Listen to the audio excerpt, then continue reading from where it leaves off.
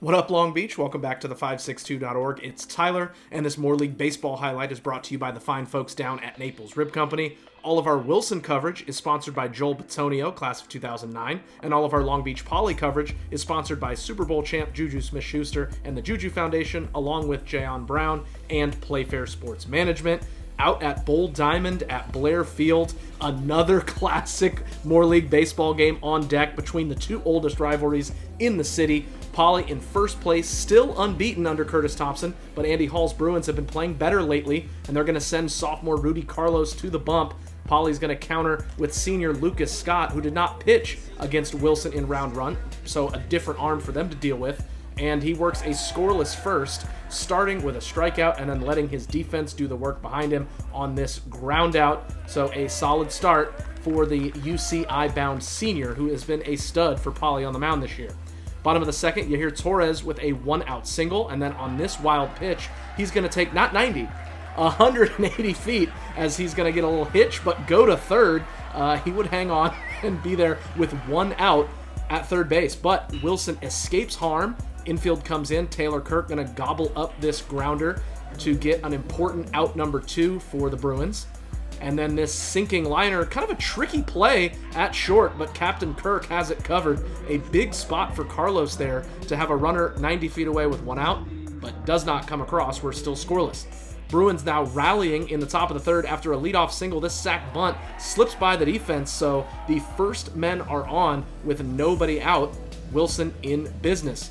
Now Owen Amon going to put a sac bunt down. This one also going to squirt away, and he's going to be called out at first. Replay showed he was in there, but it goes as the first out in a big out for Poly, with now Bruins at second and third. Then this wild pitch, Max Pemberton gets to it, throws to Lucas Scott, covering. Oh, safe is the call as Ben Ornudo scores the first run of the game. Looked like they got him, but Wilson does take the lead there. Then it's Kirk going to keep the line moving against the drawn-in infield. He sneaks that one up the middle. Frankie Marquez would score to double the lead.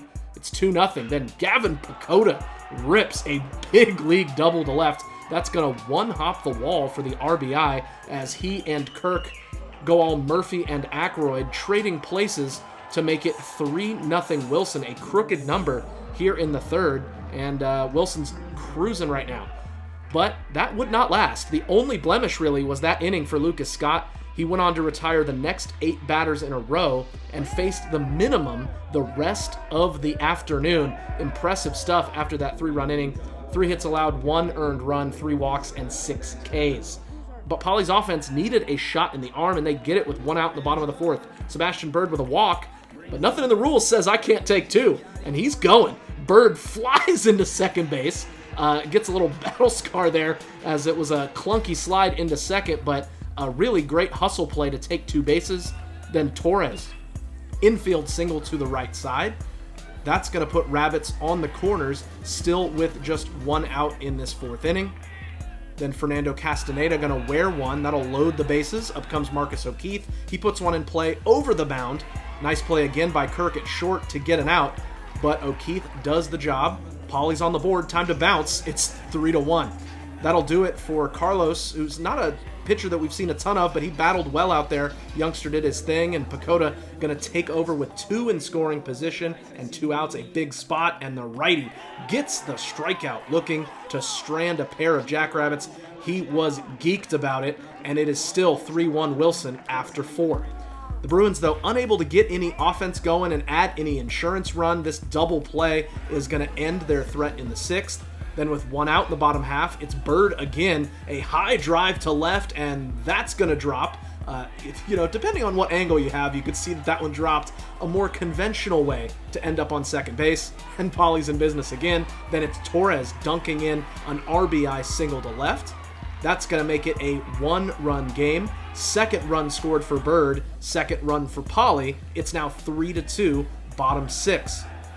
But that's all they would get in the inning, as this 5-4-3 double play is going to end the inning. Thought Wilson kind of stole back the momentum with that twin killing as they get into the dugout with their lead intact, just 3 outs away.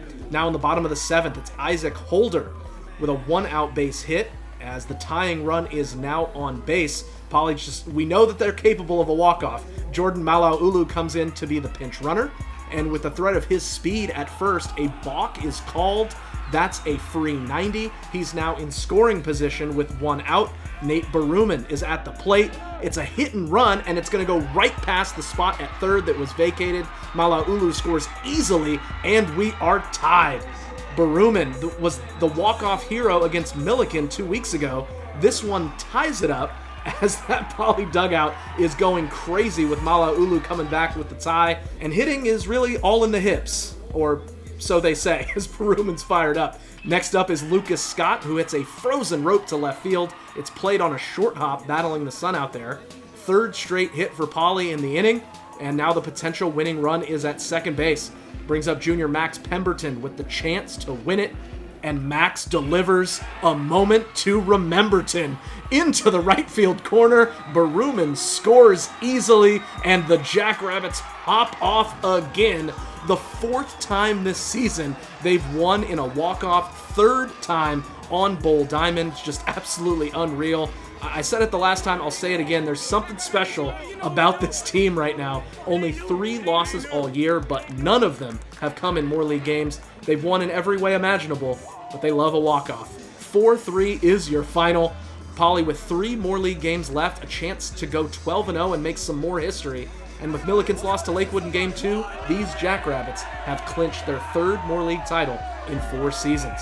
Wow, another unbelievable twist in this Moore League season. If you want coverage the rest of the way, as well as all other Long Beach sports, you know you're in the right spot, the562.org.